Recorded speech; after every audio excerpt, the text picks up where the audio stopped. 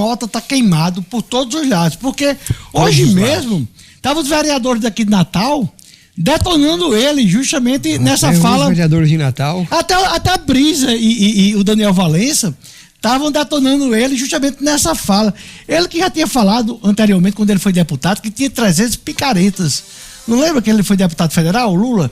Eu acho que na Constituição, na Constituinte. Por aí, ele disse que lá tinha 300 picaretas. Então, assim, não é normal ele tratar o Congresso dessa forma, mas quando você, em momento algum, você se dá o respeito, você não pode ser tratado de uma forma diferente. Homem, é uma putaria tão grande essas coisas, que se é pra falar de putaria, eu prefiro falar do padre. Você viu o padre, meu amigo? O padre que tava com a noiva? Com a menina, a menina bem bonitinha. Aí o cabo chegou Mas antes. ele disse que não tava fazendo nada demais. Não, ela foi tomar banho. Ele estava na igreja. A gente tá aqui, são 7h17, a gente tem umas pautinhas pela frente. Vamos deixar o padre para depois, né? Deixar o profano para outra hora. Exatamente.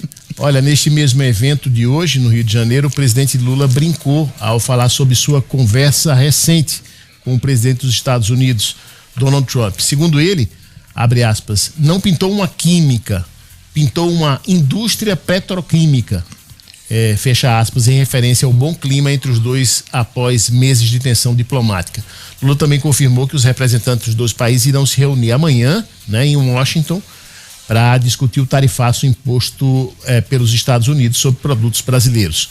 O encontro será entre o chanceler Mauro Vieira e o secretário de Estado americano Marco Rubio.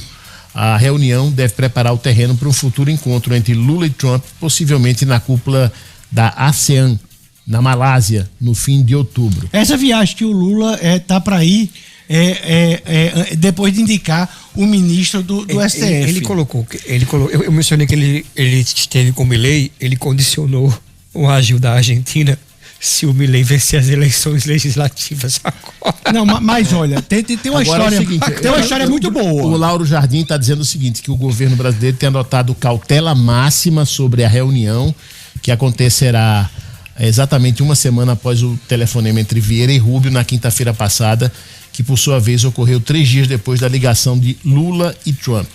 A orientação do Itamaraty, né, é que ninguém se antecipe a qualquer anúncio dos anfitriões, nem mesmo o horário do encontro pode ser revelado. Mas hoje tem 2 notícias importantes.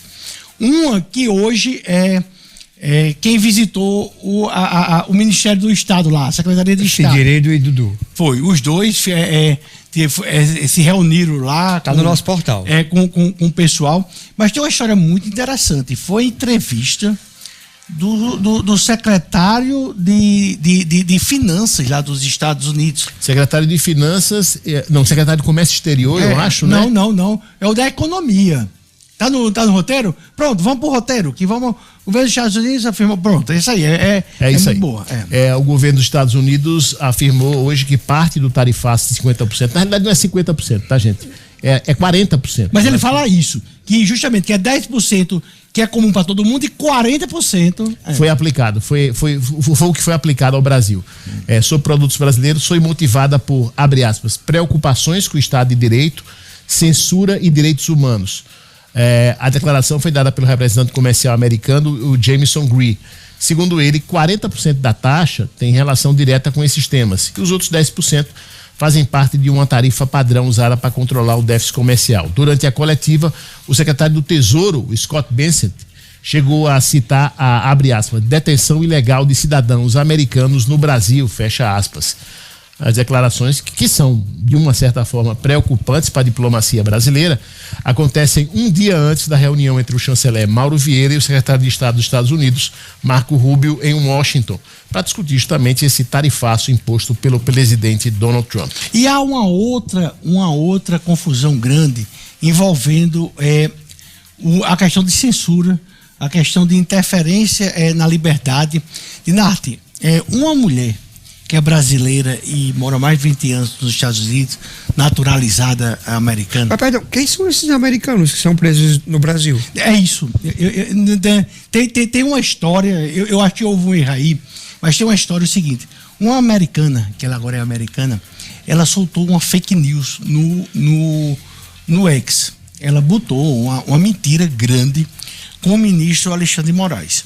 O ministro Alexandre de Moraes mandou apagar, eu sei que não foi apagada da conta, e aí ela foi decretada a prisão dela. E ela nem sabia que a prisão dela estava decretada, se descobriu há pouco tempo. E nessa história toda aí, dessa confusão, agora, há uns 20 dias, o advogado dela que teve acesso ao processo, a prisão dela está decretada há bem 1 ano e meio. E nesse acesso ao processo, há dizendo que o adito militar do Brasil monitorou ela, segundo o advogado dela aqui no Brasil.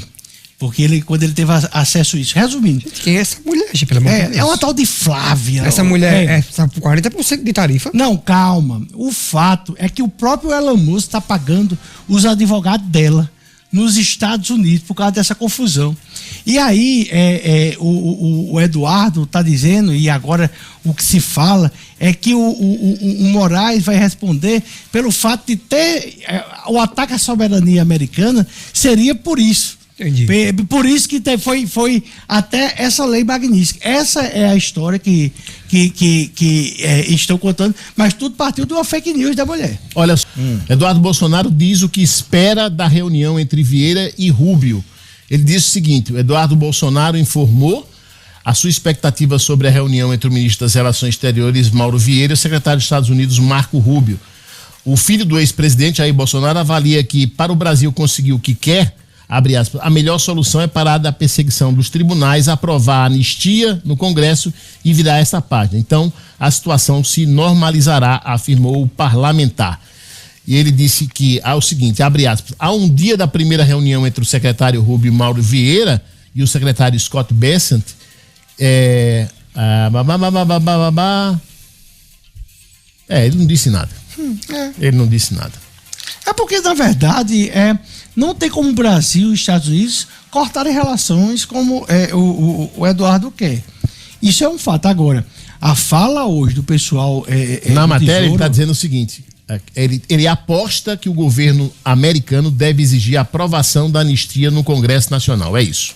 Final da matéria. Eu acho muito difícil o Trump exigir isso. O que vão exigir, sabe o que é acabar de falar da moeda paralela. O que vão exigir é acesso a riquezas minerais, são essas coisas aí. E acabar a perseguição às fintechs. Sim.